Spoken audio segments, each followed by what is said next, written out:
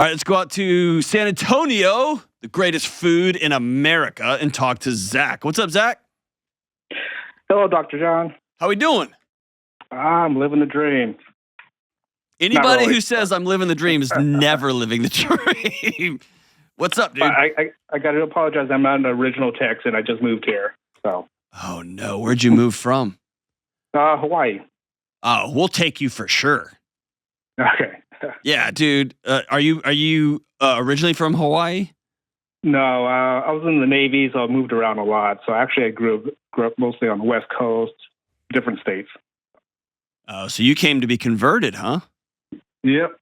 Well, congratulations, man. Never too late. Never too late. Welcome to the Lone Star State. And I just rhymed, so I'm a rapper too. What's up, man?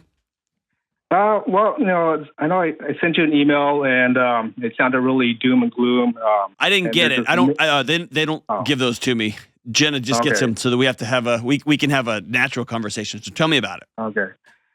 Well, I had originally asked, how do I just find the will to move on? Just so many layers to this onion that I try to narrow down my question to, for your show. And a lot of it, just kind of revolves around my second ex-wife. Okay.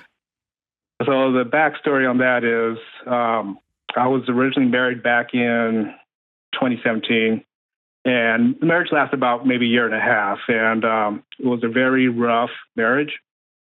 I was able to escape that marriage, and after I dug out of prison, I went back to the front door and allowed her back into my life, and I'm starting to regret that. So are y'all still together?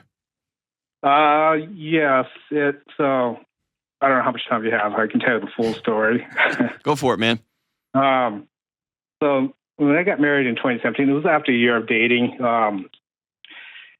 Shortly, maybe like 4 months after we got married, she had accused me of abuse. And sorry. You're good, man. Take a breath. Take a breath, dude. You're all good. So, after 4 months, it just really affected me. Was it totally, was it all fabricated? It was. It was just, I think, because to give a little,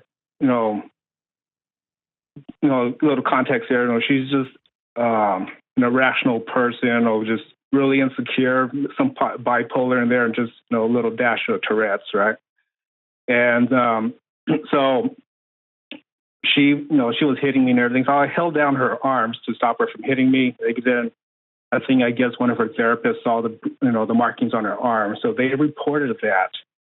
And that led off to a whole, a year-long investigation, and then mandatory counseling and so on. And were you charged criminally?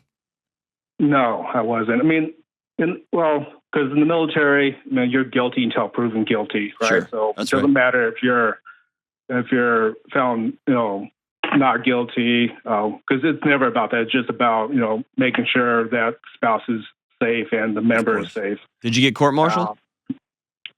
No, I did go get what we call non-judicial punishment, and it wasn't related to the actual abuse. It was related for me violating a order given by my commanding officer. Okay. And that was just in order for not to talk to the spouse. Okay. And then, so for the entire year and a half that we were married, I was actually not living at home for a good year, and I had to have my own place. I was paying for 2 places at the time in Hawaii, of all places. Yeah, that's expensive. So bring me up to right now. You got cleared of everything. You did your non-traditional punishment. You learned whatever lessons you need to learn. What are you doing? What are you doing, man? So,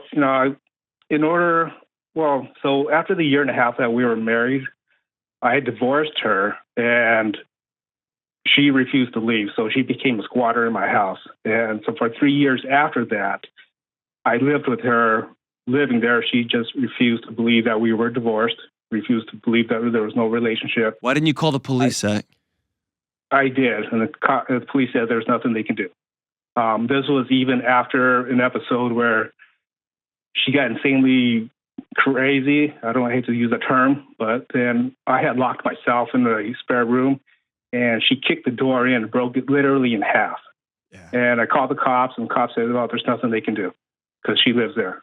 And I was like, well, if this was the other way around, I think cops are ready. Well, of course, but so it must just be difference in how Hawaii's laws work. But if you're divorced, if you've got divorce papers, did you all go through the proceedings? Everything was finalized? Yeah, I mean, so Hawaii has a rule where you serve the papers, and they don't respond within 20 days, it'd be a divorce by default. Correct. And so, I mean, I did that, and so I did this whole year-long plan. I was gonna convince her that we're all moving to Texas together. Then I had to sell my house. I put her on the plane and sent her to her parents. And I moved to Texas, because I told her I had to stay behind to finish some work stuff.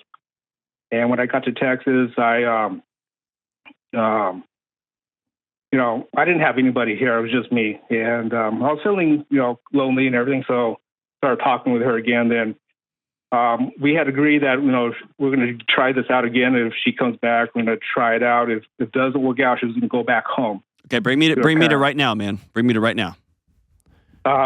It just right now. We had another. Is she back living with you again?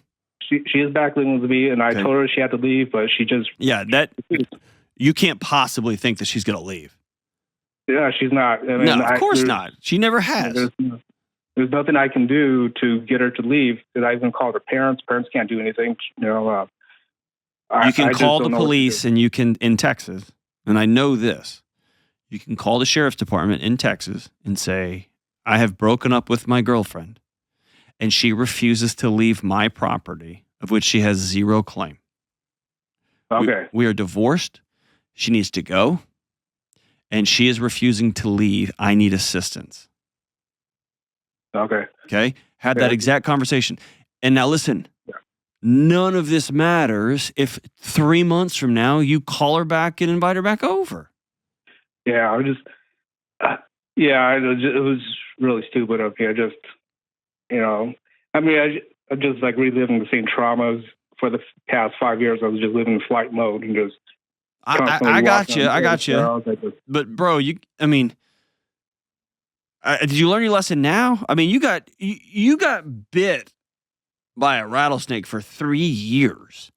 And then you get to Texas and you're like, I'm going to put my hand back in that bag and get bit again. That's exactly what I did. And just, And she's clearly struggling. She's got a lot going on that you can't solve. But man, you can protect yourself and keep you safe, right? Yeah. And it's just, I understand. I'm afraid to do anything because if I say anything, it's going to just open up a whole can of worms where. Here's the thing, Zach, I would record our conversations. I would call the sheriff's department today. And I would make as clean and as quick a break as possible while also treating her with dignity and respect. You brought a person who's not well back into your life, into a situation where they have faltered before. Okay. And so she's not well. She's not stable, and she makes things very hard. She makes up stories. She put you through a year of proceedings. She wouldn't leave your house. She doesn't acknowledge reality. Fine. I'm going to give her the benefit of the doubt and just assume that she is very, very sick. But you put her back in a situation where she has never been successful in the past. And so you've got to own your part of this. And that means getting well and getting healthy means owning the transition out of this mess.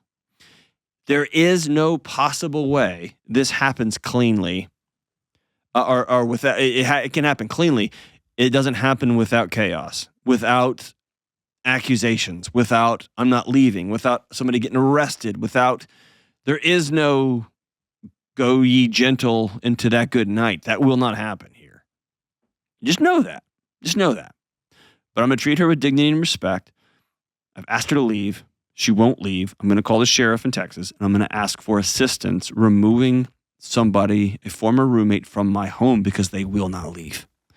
And they should come help you out. And if they don't, then it's time to get a lawyer.